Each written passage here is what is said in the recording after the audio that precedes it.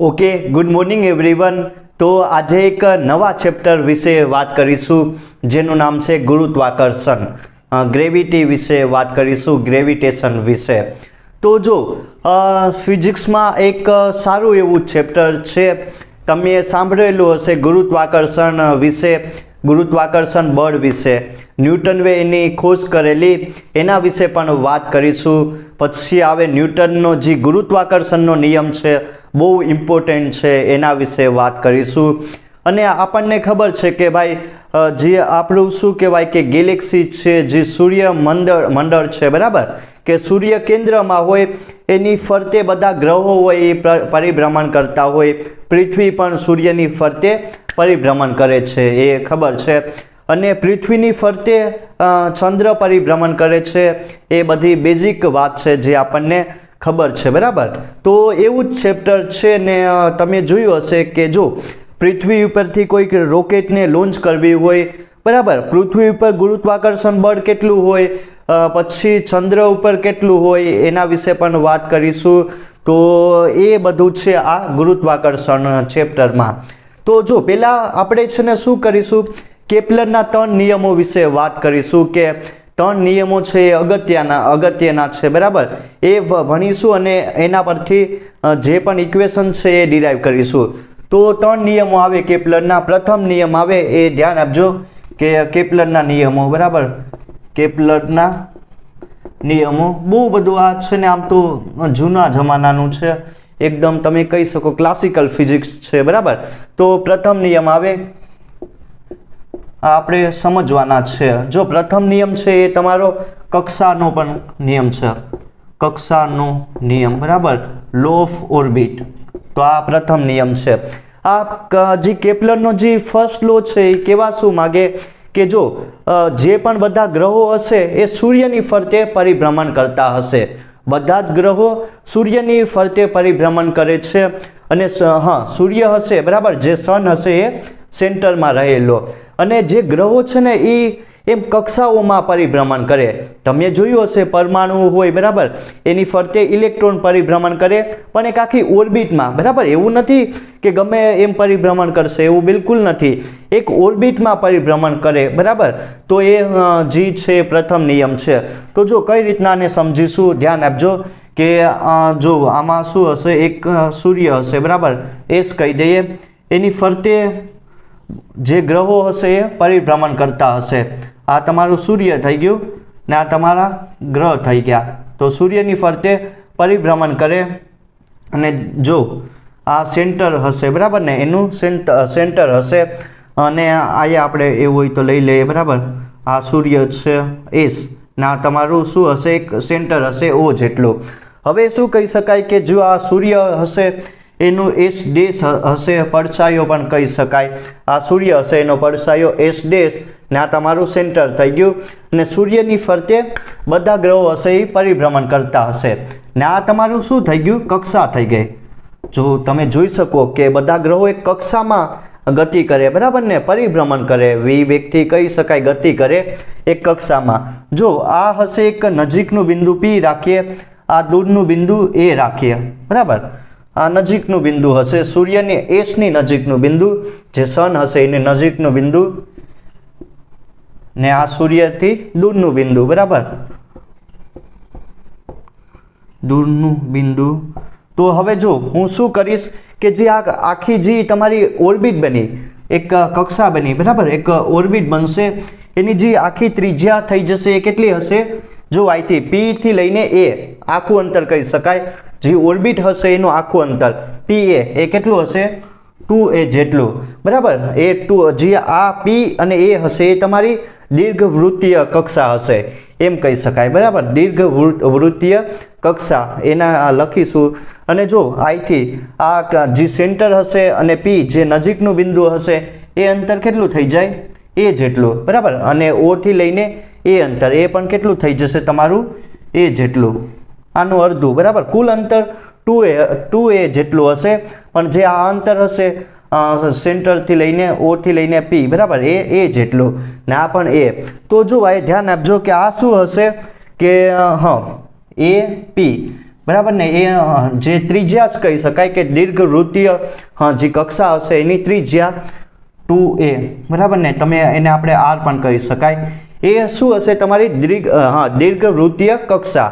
જો એનું એક પર્ટિક્યુલર નામ છે, દીર્ઘવૃત્તીય કક્ષા હશે, બરાબર ને. એ કેટલાની હોય? એટલે કે એની ત્રિજ્યા કેટલાની હોય?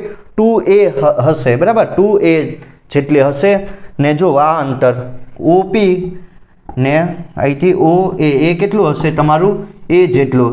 એ તમે કહી શકો કે અર્ધ દીર્ઘવૃત્તીય કક્ષા, બરાબર. અર્ધી એટલે કે અર્ધ દીર્ઘવૃત્તીય કક્ષા, બરાબર. તમે લખી શકો, જો થોડુંક આ લખવામાં ધ્યાન દેજો, બરાબર. તો જો આ જે અંતર હશે 2a જેટલું, એ તમારી દીર્ઘવૃત્તીય કક્ષા થઈ ગઈ. અને અડધું અંતર આ પણ એ શું થઈ ગયું? અર્ધ દીર્ઘવૃત્તીય કક્ષા. તો આના ઉપરથી કાંઈ નહીં, કેપ્લરનો જે ફર્સ્ટ લો છે એકદમ સિમ્પલ છે કે જો બધા ગ્રહો હશે એ સૂર્યની ફરતે પરિભ્રમણ કરતા હશે. ફિક્સ થઈ ગયું ને, સૂર્ય સેન્ટરમાં હશે અને બધા ગ્રહો એક કક્ષામાં ગતિ કરતા હશે. એ એક સિમ્પલ એકદમ જો એ ધ્યાન આપજો કે ઓર્બિટમાં જ ગતિ કરીએ, બરાબર ને. ઓર્બિટમાં એ પરિભ્રમણ કરશે. એવું નથી કે આયા ગ્રહ આવી જાય, આયા આવી જાય, એવું બિલકુલ નથી. એક ઓર્બિટમાં ગતિ કરશે, બરાબર. અને જો એ જે ઓર્બિટ હશે, જે કક્ષા હશે, એની ત્રિજ્યા કેટલી હશે?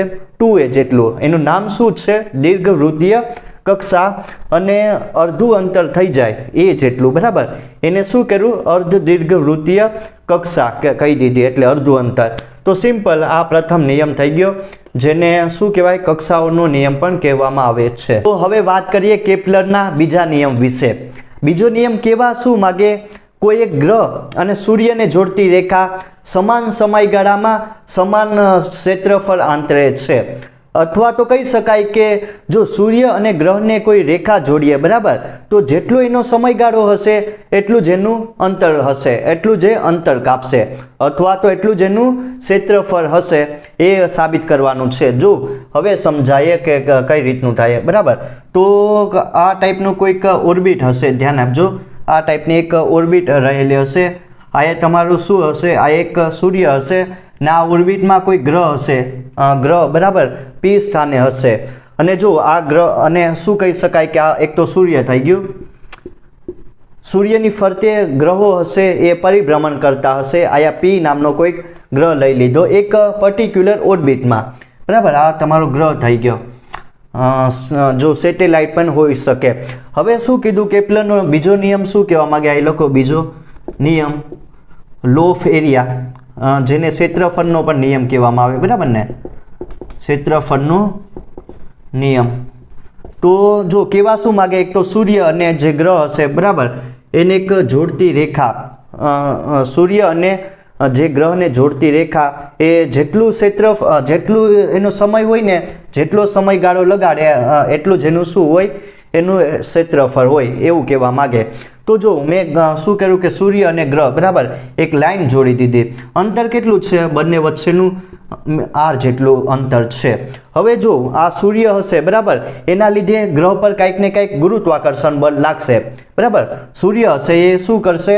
ગુરુત્વાકર્ષણ બળ પૂરું પાડશે આ કોઈ ગ્રહ હશે એને, બરાબર. એમ પણ કહી શકાય કે ગ્રહ હશે એ પણ સૂર્યને ગુરુત્વાકર્ષણ બળ પૂરું પાડશે, બળ લગાડશે.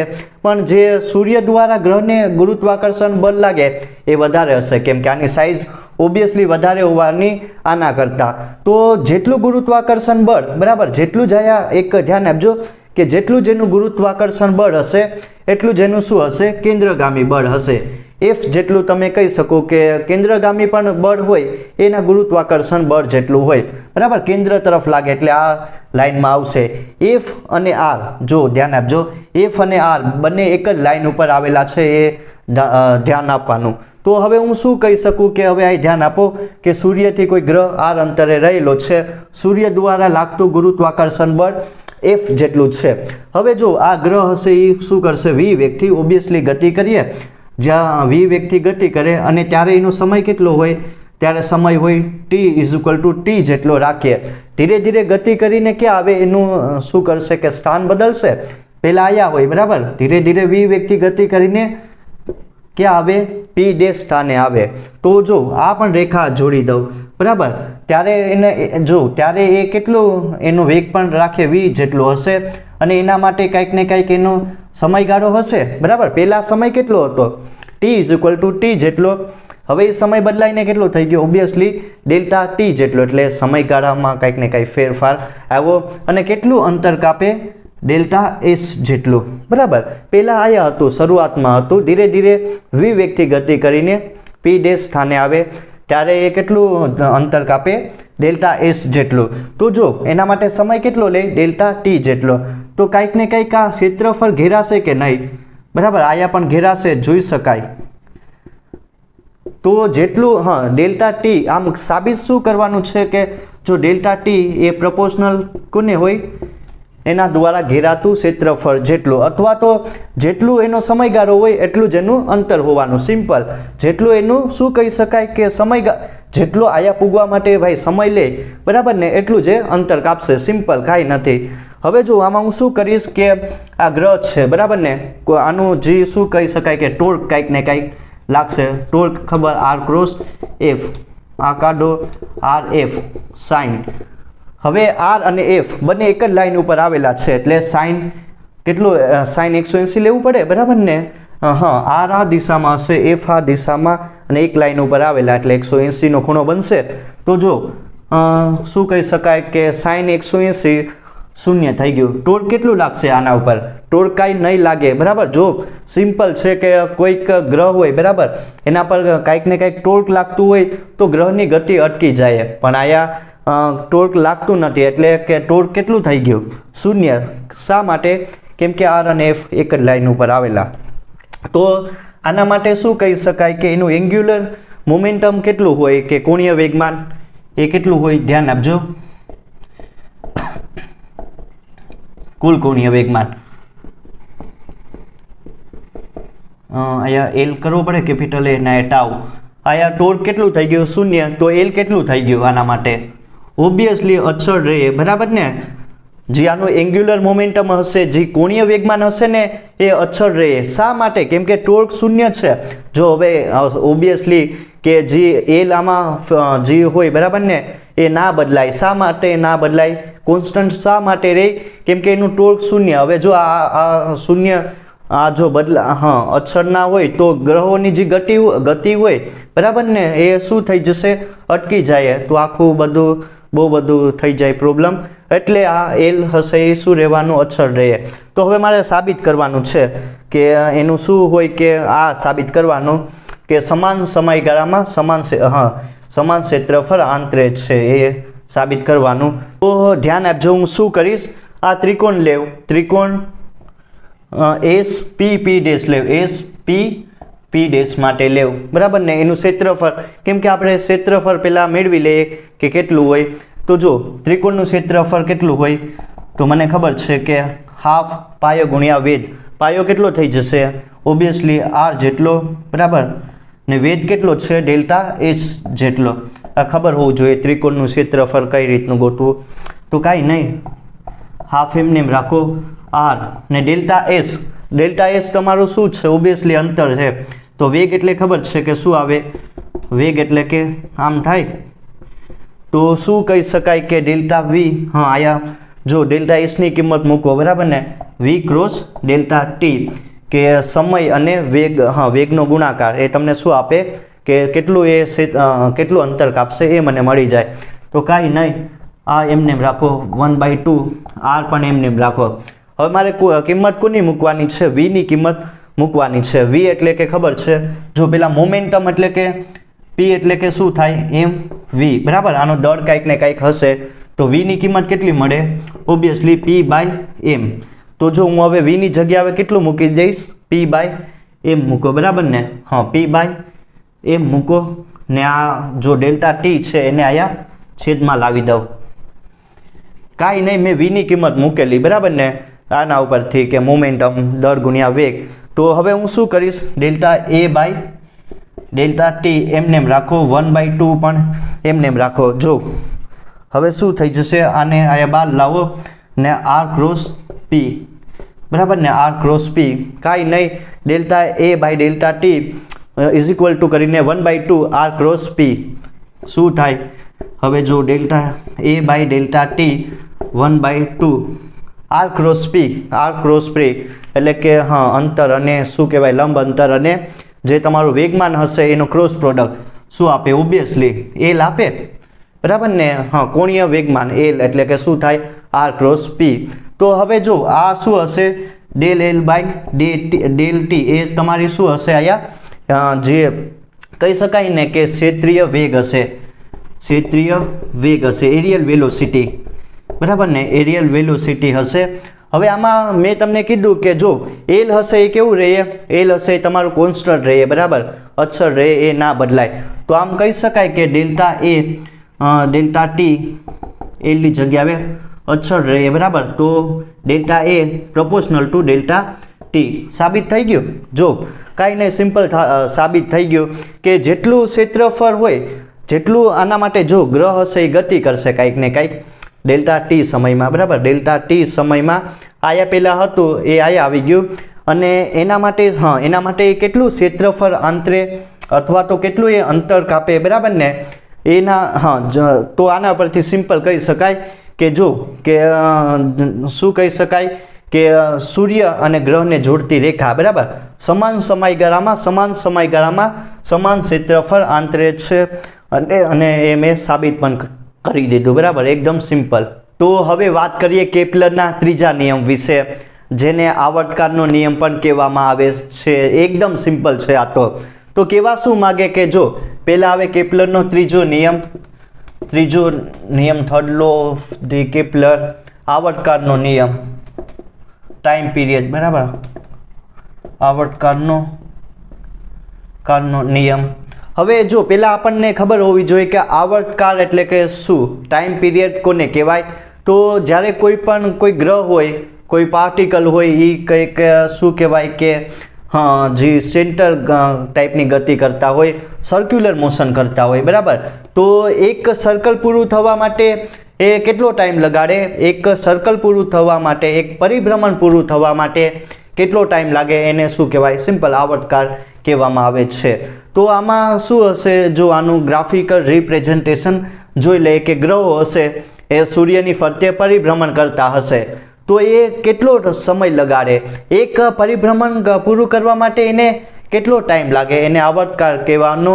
અને આપણને ખબર છે કે જે ગ્રહો હશે એ કક્ષાઓમાં પરિભ્રમણ કરશે અને જે કક્ષા હશે એની ત્રિજ્યા આપણને ખબર હોય કુલ કેટલી હોય? દીર્ઘવૃત્તીય કક્ષાની ત્રિજ્યા 2a જેટલી હોય અને અડધી કેટલી થઈ જાય? અર્ધ દીર્ઘવૃત્તીય જે અક્ષ હશે એ જેટલી, બરાબર. તો એનું કંઈક ને કંઈક કરીને આપણને ત્રીજો નિયમ મેળવીશું. અને જો આમાં ત્રીજો નિયમ છે ને સાબિત નહીં કરીશું, એનું આવશે સાબિતી, પણ એ આગળના ટોપિકમાં આવશે, તો એ ધ્યાન રાખો.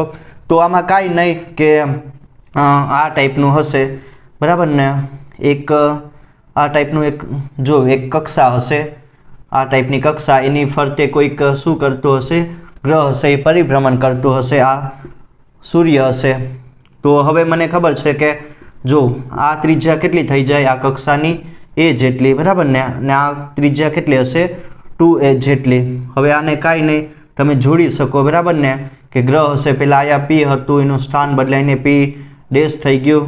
હવે કાંઈક ને કાંઈક એ ક્ષેત્રફળ પણ આંતરે છે એ આપણે જોઈ શકાય. તો હવે મારે કરવાનું શું છે કે આ જે એક ગ્રહ હશે, બરાબર, ધીરે ધીરે v વેગથી ગતિ કરીને ફરીથી આયા આવી જાય, એટલે કે એક આખું શું કરશે? એક સર્કલ પૂરું કરશે, એક આખું પરિભ્રમણ કરશે. એના માટે લેટ સપોઝ એને ટાઈમ કેટલો લાગે? t જેટલો. એને આપણને આવર્તકાળ કહેવામાં આવે.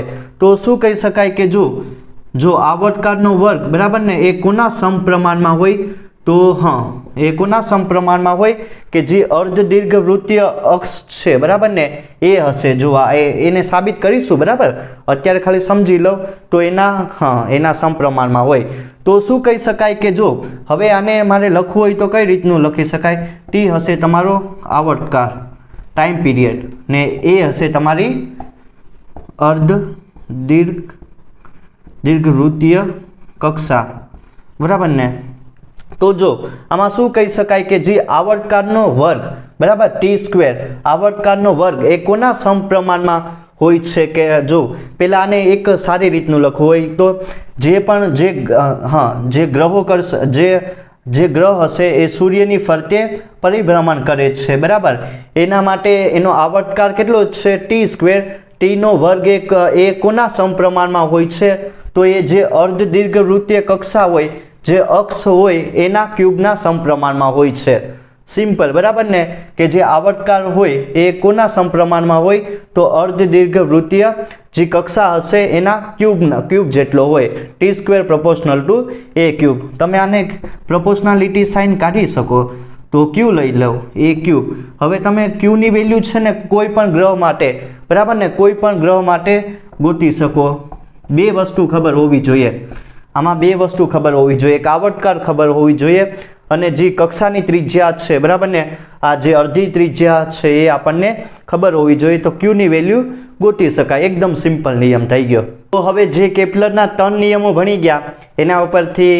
એક બે એક્ઝામ્પલ સોલ્વ કરી લઈએ તો ધ્યાન આપજો પ્રોબ્લેમ નંબર 1 આવે સિમ્પલ જો આમાં શું આપેલું હશે કેની વેલ્યુ તમને આપેલી એક કોન્સ્ટન્ટ હશે એની વેલ્યુ કેટલી આપેલી 10⁻13 જેટલી આ સેકન્ડ સ્ક્વેર મીટર ક્યુબ આપેલી અને જે ચંદ્ર અને પૃથ્વીનું જે અંતર હશે એની ત્રિજ્યા આપેલી 3.8 × 10⁵ કિલોમીટર અને જો તમને આમાં શું ગોતવાનું કીધું કે જે શું કહેવાય કે જે પૃથ્વીની ફરતે ચંદ્ર હશે એ પરિભ્રમણ કરતો હશે અને એક પરિભ્રમણ પૂરું કરવા માટે એ ટી જેટલો સમય લે એને આવર્તકાળ કહેવામાં આવે તો એ કેટલો એ મારે ગોતવાનો છે હવે જો કે આપણને ખબર છે આ ટાઈપનું હોય તો સિમ્પલ કઈ રીતનું જે તમને ટી ગોતવું હોય તો ટી પ્રોપોર્શનલ ટુ એ ક્યુબ બરાબર કેપ્લરનો ત્રીજો નિયમ વાપરીએ હવે ટી સ્ક્વેર એમને એમ પ્રોપોર્શનાલિટી સાઇન કાઢો કે ને એ હશે તમારી ત્રિજ્યા હશે ઓબ્વિયસલી આર ક્યુબ આમાં કઈ વેલ્યુ આપેલી છે જો કે આપેલું ઓબ્વિયસલી કે આપેલું આર પણ આપેલું ટી સ્ક્વેર ગોતવાનું છે સિમ્પલ તો કઈ રીતનું કરીશું પહેલાં જો આમાં કેની વેલ્યુ આપેલી ને જો આવર્તકાળ હશે એને તમારે દિવસમાં રાખવાનું છે કે કેટલા દિવસનો હોય એ મારે ગોતવાનો છે તો પણ કેની વેલ્યુ તમને કેમાં આપેલી સેકન્ડ અને મીટર ક્યુબમાં તો એને મારે કેમાં કન્વર્ટ કરવું પડશે ઓબ્વિયસલી ડે પર કિલોમીટર ક્યુબ બરાબર ને આમાં કન્વર્ટ કરવું પડે કેમ કે આપણને જે સમયગાળો છે બરાબર દિવસમાં ગોતવાનું કીધું તો પહેલાં સિમ્પલ કન્વર્ટ કરો તો પહેલાં આપણને ખબર હોવી જોઈએ કે હા કેટલા અને એક દિવસ જો એક દિવસ એટલે કે એને સેકન્ડમાં પહેલાં કન્વર્ટ કરો કે ભાઈ એક દિવસ એટલે કેટલી સેકન્ડ થાય તો એક દિવસ એટલે કે 24 કલાક 1 કલાક એટલે 60 શું કહેવાય હા 1 કલાક એટલે 60 મિનિટ અને 1 મિનિટ એટલે 60 સેકન્ડ હવે મારે આમને કેમાં કન્વર્ટ કરવાનું છે ઓબ્વિયસલી સેકન્ડમાં કન્વર્ટ કરવાનું છે તો આમ થઈ શકે કે નહીં 24 × 3600 બરાબર આ તમારું શું થઈ જશે આ તમારું હા સેકન્ડ જે સેકન્ડ હશે એને દિવસમાં કન્વર્ટ કરી દીધું બરાબર હવે બીજું કિલોમીટરમાંથી કેમાં કન્વર્ટ હા કે આ જે તમારું હશે મીટરમાંથી કિલોમીટરમાં કન્વર્ટ કરવાનું છે તો આપણને ખબર છે કે 1 કિમી એટલે 10⁻³ મીટર થાય પણ આમાં કેમાં જોતું આપણને આમાં જોતું આપણને હા મીટરમાંથી કિલોમીટર તો આમ તમે કરી શકો બરાબર ને 1/10⁻³ આ તમારી કિમી હા કિલોમાં થઈ જશે હવે સિમ્પલ બસ હવે કિંમત જ મૂકવાની છે કાંઈ નથી કરવાનું ટી સ્ક્વેર એમને એમ રાખો કેની જગ્યાએ હવે હું શું મૂકીશ 10⁻13 સિમ્પલ ગણિત છે બરાબર 10⁻13 જો હવે આને સેકન્ડ બરાબર ને આ સેકન્ડમાંથી કેમાં જવાનું છે દિવસમાં તો આમ થઈ શકે કે નહીં 1/2436 બરાબર ને બીજું શું કરવાનું છે મીટરમાંથી કિલોમીટરમાં જવાનું તો આપણને ખબર છે કે જો હા મીટરમાંથી કિલોમીટરમાં એટલે 1/10⁻³ તો કઈ રીતનું થાય કે હા તો આ થઈ જશે કે જો પહેલાં તો અહીંયા એ સ્ક્વેર છે બરાબર તો સ્ક્વેર પણ કરવો પડે ને અહીંયા ક્યુબ છે તો ક્યુબ પણ કરવું પડે તો આ તમારું થઈ ગયું કે બરાબર ને દિવસ હા સેકન્ડમાંથી તમારું દિવસમાં કન્વર્ટ થઈ ગયું હવે આરની કિંમત મૂકો આર કેટલું આપેલું ઓબ્વિયસલી 3.8 × 10⁵ બરાબર ને એનો ક્યુબ તો આને ખાલી તમારે સિમ્પલ જો આનું ખાલી સોલ્યુશન કરવાનું છે કે આનું સોલ્યુશન કેટલું આવે બરાબર, આનું સોલ્યુશન કરો અને તમે જવાબ લાવી શકો. તો જો આનું મેં કરેલું 27.44 દિવસ. કાંઈ નથી કરવું, આને ખાલી તમારે ઉકેલવાનું છે. સિમ્પલ કેલ્સી ઉઠાવો અને સોલ્યુશન કરો એટલે તમને સમય પછી એનું જો આ સ્ક્વેર રૂટ પણ કાઢવાનું છે એટલે તમને મળી જાય કેટલું 27.44 દિવસ. બરાબર ને, આ બરાબર જ છે. જોઈ શકાય કે જે તમે શું કહી શકાય કે જે ચંદ્ર હશે બરાબર પૃથ્વીની ફરતે પરિભ્રમણ કરશે, એના એક પરિભ્રમણ માટે કેટલું એનો સમયગાળો કેટલો હોય તો 27.44 દિવસનો હોય. સિમ્પલ. હવે પ્રોબ્લેમ નંબર 2 વિશે વાત કરીએ. આ એકદમ સારું એવું છે પ્રોબ્લેમ અને આ ટાઈપના JEE-માં પણ આવતા હોય છે, તો ધ્યાન આપજો. જો આમાં તમને શું કહેવાય કે પૃથ્વીનો આવર્તકાળ આપેલો T = કેટલું આપેલું 1 યર આપેલો. પૃથ્વીનો જે આવર્તકાળ હશે ટાઈમ પીરિયડ એ 1 વર્ષનો હશે. શનિ એટલે કે સેટર્ન બરાબર એનો આવર્તકાળ કેટલો હશે T ની વેલ્યુ આપેલી તમને 29.5 યર. તો કહી શકાય કે જો શનિ પરનો જે સમયગાળો છે એ વધારે છે એઝ કમ્પેર ટુ પૃથ્વીના સમયગાળા કરતાં. બરાબર. હવે જો સૂર્ય અને પૃથ્વી વચ્ચેનું અંતર અથવા તો જે પૃથ્વી હશે એ સૂર્યથી કેટલી દૂર આવેલી કે જોઈ શકાય કે 1.5 × 10⁸ કિલોમીટર કે અથવા તો પૃથ્વીની ત્રિજ્યા કેટલી 1.5 × 10⁸ કિલોમીટર. તો સૂર્યથી શનિનું અંતર કેટલું હશે અથવા તો જે સેટર્ન હશે એ ગ્રહની ત્રિજ્યા કેટલી હશે એ મારે ગોતવાની છે. એટલી વસ્તુ આપેલી બરાબર. ને RS બરાબર જે શનિની ત્રિજ્યા હશે એ કેટલી હોય એ મારે ગોતવાની છે. તો સિમ્પલ હું શું કરીશ કે કેપ્લરનો ત્રીજો નિયમ લગાડો T² = A³. આ આપણને ખબર છે કે જે શું કહી શકાય કે જે તમારો સમયગાળો હશે એનો વર્ગ એ ત્રિજ્યાના ક્યુબના સમપ્રમાણમાં હોય. બરાબર. હવે પૃથ્વી માટે લખો સમયગાળો કઈ રીતનું આવશે, અહીંયા RE³ લખો બરાબર. Equation number 1. સેટર્ન માટે લખો TS³ = RS એનો ક્યુબ. ઇક્વેશન 1 અને ઇક્વેશન 2 બંનેનો ગુણોત્તર લઈ લો, રેશિયો લઈ લો તો TE/TS બરાબર. આ હોલ સ્ક્વેર ને પ્રોપોર્શનાલિટી સાઇન કેન્સલ થઈ જશે. RE ને અહીંયા આવશે RS એનો હોલ ક્યુબ. બસ હવે જે વેલ્યુ આપેલી TE આપેલી, TS આપેલું, RE આપેલી, RS મારે ગોતવાનું છે. તો TE કેટલું મને આપેલું જો 1 વર્ષ આપેલું બરાબર ને. 1 TS એ કેટલું આપેલું તમને 29.5 બરાબર એનો હોલ સ્ક્વેર થઈ જાય કે નહીં. RE પૃથ્વીની ત્રિજ્યા 1.5 × 10⁸ કિલોમીટર ને સેટર્નની ત્રિજ્યા ગોતવાની છે બરાબર ને એનો ક્યુબ ને RS એનો પણ ક્યુબ. બસ સિમ્પલ છે, કાંઈ નથી, સિમ્પલ ગણિત. RS ક્યુબ એમને એમ રાખો, ક્યુબ કાઢવો પડીએ એ તમે કાઢી લેજો બરાબર તમારી રીતનું.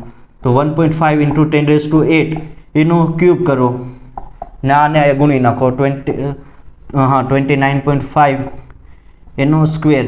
બસ આનો હવે તમે ક્યુબ કાઢીને ગોતી શકો બરાબર આની વેલ્યુ. તો જો જે શું કહેવાય કે સૂર્યથી જે શનિ હશે એનું અંતર કેટલું હશે તો જો 1.43 × 10⁹ કિલોમીટર. આ સિમ્પલ જવાબ. આનું ખાલી સિમ્પલ કેલ્ક્યુલેશન કરવાની છે એટલા વસ્તુની અને એનો ક્યુબ કાઢી નાખવાનો તો તમને જે શનિ ગ્રહ હશે એની ત્રિજ્યા 1.43 બરાબર × 10⁹ કિલોમીટર જેટલું મળી જાય. તો હવે એક અધર પ્રોબ્લેમ વિશે વાત કરીએ. Problem number 3. આ તમારે JEE-માં પૂછાઈ ગયું તો આને ધ્યાન આપજો, 2021માં પૂછાયેલું છે. તો જો આમાં શું કીધું કે એક R ત્રિજ્યાનો ઉપગ્રહ હશે.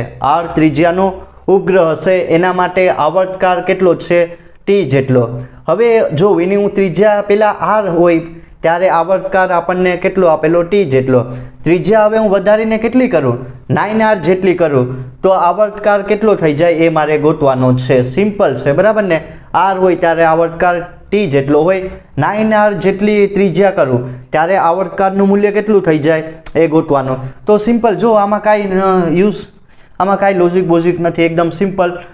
T² = શું થઈ જાય A³ અથવા તો R³ બરાબર. તો હવે કાંઈ નથી કરવાનું કે જો આના માટે આવર્તકાળ લઈએ આપણે T1 જેટલો લઈએ બરાબર. T1 અને આના માટે કેટલું રાખીએ આર ક્યુબ બરાબર. આના માટે હા T1 માટે તમને ત્રિજ્યા કેટલી આપેલી? આર ક્યુબ જેટલી આપેલી. હવે જો T2 માટે T2 ક્યુબ એના માટે તમને ત્રિજ્યા કેટલી આપેલી? એના માટે તમારી ત્રિજ્યા 9r ક્યુબ જેટલી. આ તમે પ્રોપોર્શનાલિટી પણ સાઇન રાખી શકો બરાબર. મેં સિમ્પલ આમાં મૂકેલું. T1 માટે તમારી ત્રિજ્યા આર ક્યુબ જેટલી અને જો આના માટે આવર્તકાળ રાખીએ T2 જેટલો બરાબર. T2 જેટલો આવર્તકાળ રાખીએ તો એના માટે તમારી ત્રિજ્યાનું મૂલ્ય 9r આપેલું બરાબર ક્યુબ જેટલું. હવે તમે કરી શકો ઇક્વેશન 1/2 બરાબર. Therefore we can write equation 1 divide by equation 2. કાંઈ નહીં, સિમ્પલ છે. T1 સ્ક્વેર ના અહીંયા શું આવશે? T2 સ્ક્વેર બરાબર. હવે જો આર ક્યુબ ના અહીંયા આવશે 9r ક્યુબ અને તમે એક સાથે લખી શકો બરાબર ને. T1 ડિવાઇડ બાય T2 એનો whole square r by 9r એનો પણ હોલ ક્યુબ બરાબર. તો જો T1 બરાબર ને ત્યારે આવર્તકાળ કેટલો છે? T જેટલો અને T2 આપણને ગોતવાનો છે, નથી આપેલું એનું મૂલ્ય ને r divide by 9r cube. હવે તમે કાંઈ નહીં બરાબર સિમ્પલ 9 × 9 કરવાનું છે. બસ આને ખાલી સિમ્પલ સોલ્યુશન કરવાનું છે તો શું થઈ જશે? T સ્ક્વેર બરાબર T square T2 square is equal to કરીને જો આયા r કેન્સલ થઈ જાય 1/9 × 9 × 9 તો કેટલું થઈ જાય? 7 to 9 બરાબર ને. હા 7 to 9. હવે મારે ગોતવાનું શું છે? આમાં T2 સ્ક્વેર ગોતવાનું છે બરાબર. તો એને આ સાઈડ લઈ જાઓ ને 7 to 9 T સ્ક્વેર. હવે 7 to 9 એનો તમારે સ્ક્વેર કાઢવાનો છે તો 7 to 9 નો તમે સ્ક્વેર કાઢી શકો. શું આવશે? 27. તો જો T2 નું મૂલ્ય કેટલું થઈ જાય? 27 જેટલું. કે જો આમાં સિમ્પલ કે હું શું કરું કે r હોય બરાબર એના માટે આવર્તકાળ કેટલો હોય? T જેટલો. ત્રિજ્યા હવે કેટલું કરું? 9r. તો આવર્તકાળનું મૂલ્ય કેટલું થઈ જાય? હા આવર્તકાળનું મૂલ્ય થઈ જાય તમારું 27 જેટલું. સિમ્પલ છે બરાબર. હા.